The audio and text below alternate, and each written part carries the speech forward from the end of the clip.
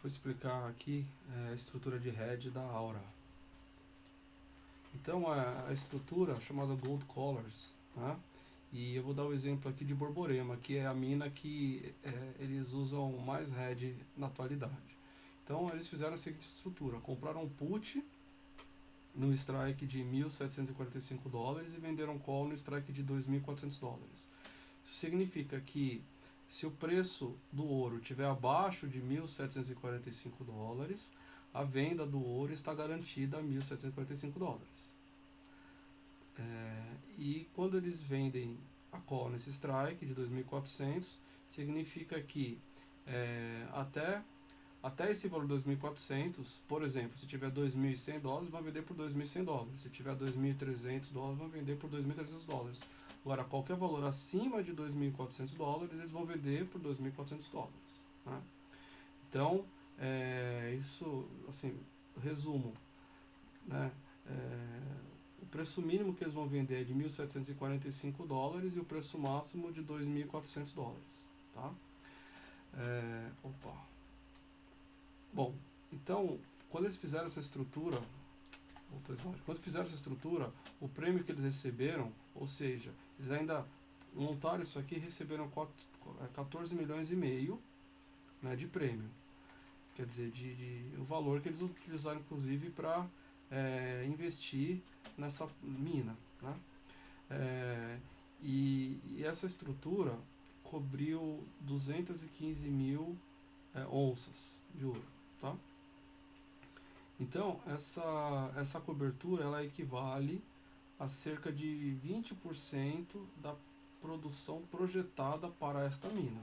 Tá? Então, eles calculam que 215 mil equivale a 20% da produção projetada para o período de julho de 25 a junho de 2028. Então é o seguinte, o ouro equivalente GO, né, previsto é de aproximadamente 1,1 milhão, né, nesse período. Se a gente colocar por mês, seria aproximadamente 30 mil GOs por mês. Tá? É importante dizer que essa mina ainda não está em operação comercial. Eles estão ainda numa fase ali de testes, né? Já conseguiram extrair alguma coisa, mas ainda não está comercial. Provavelmente até o final deste ano. Bom, mas vamos imaginar que ela já estivesse produzindo aí o valor que eles imaginam que vão estar produzindo de 30 mil GOs por mês. Então, cerca de 6 mil onças já estão comprometidas com o hedge. Né? Então, como o preço atualmente do ouro que está em $3.400, então como o preço está acima disso, 6 mil. Bom, de onde eu tirei esses 6 mil? Vou explicar primeiro. A gente pegar toda a quantidade que foi contratada, que foi 215 mil, né? Se a gente pegar toda essa quantidade e dividir por 3 anos, a gente vai ter mais ou menos 6 mil por mês. Tá? Então, essa quantidade aqui por mês contratada, vendida pelo preço teto, então 6 mil vezes 2.400, 14 milhões e meio de dólares. Né? Isso aqui é o valor por mês que seria vendido. E tem a receita que não está contratada. Então é uma receita de ouro que eles vão vender que não estaria coberta aqui.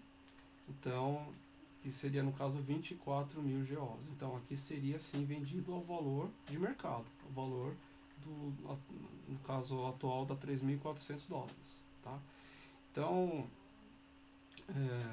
Então só explicando aqui, tem uma parcela que tem um preço teto de 2.400, que no caso é mais ou menos 6 mil GO, e tem uma outra parcela que está livre, no caso a grande maioria 24 mil GO por mês, que está livre e pode ser vendido ao valor da cotação do ouro, né?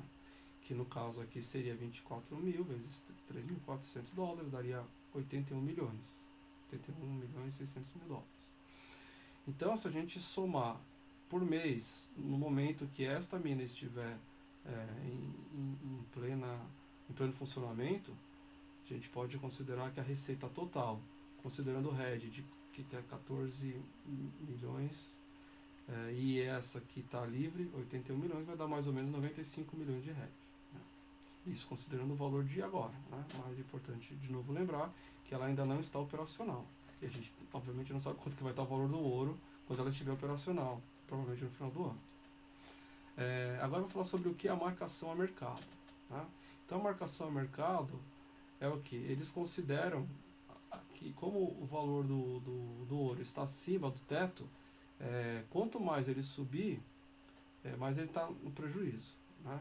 E aí eles fazem uma marcação, no caso aqui, a cada trimestre. Então, eles veem o valor do ouro trimestral, né, na variação no final do trimestre, e se o valor subiu, eles vão oferir um prejuízo contábil. Se o valor cair, eles vão oferir um lucro. Né? Então, aquele valor que eu coloquei de 215 mil, vou voltar aqui e mostrar. Cadê? Aqui. 215 mil é o total de onças cobertas, no caso aqui, para Borborema, tá? Mas de toda a empresa, tudo que eles têm posicionado ali, hoje é 247 mil. Então tem um relatório anterior que falava 215 mil há 2 anos atrás, atualmente é 247 mil e já inclui outras minas. Tá? Então, se a gente considerar tudo que eles têm aqui atualmente, isso aqui são dados de abril, né, o último relatório. Então, esse valor aqui, a gente pega 247 mil onças e a gente vai ter que multiplicar pela variação da cotação de um trimestre para o outro. Né? Então, por exemplo, em dezembro, a onça estava a 2.641. No final de abril já estava ou melhor, final de março, começo de abril, já estava em 3.150. Então a variação aqui, no caso, $509. Então a gente vai colocar essa variação $509, multiplicar pela quantidade total que a companhia tem em RED, né? E aí a gente vai chegar ao valor de 126 milhões. Então esse é o prejuízo contábil. Então, como variou $509 para mais, foi um prejuízo de 126 milhões. Um outro exemplo aqui é de abril a junho. De abril, o preço variou de 3.150 no começo de abril para 3.307 no final de junho. Então foi uma variação de $157, que multiplicado pela quantidade total de contratos, né, da estrutura, seria um prejuízo de 39 milhões, prejuízo contábil. Agora vamos fazer uma projeção, é só uma hipótese, se houver uma queda no preço do ouro de julho a setembro. Né? Então vamos supor que no final de setembro o valor do ouro esteja a $3.000. Então ele iria de 3.307 no final de junho para esse valor de $3.000 no final de setembro. Então seria uma variação de 307 para baixo, então aí seria um lucro. Então, se acontecesse isso, por exemplo, seria reportado um ganho de $76 milhões nesse período com RED. Né? Então, nessa marcação a mercado, na verdade, o que a gente vê é o seguinte: não é que a empresa está tendo prejuízo, né? Ela precisa contabilizar esses valores, mas no final, mesmo que o preço suba muito, eles têm garantido ali, na fração RED deles, né, na parte RED, eles têm garantido o preço de venda de $2.400. Né? Mas eles precisam contabilizar isso.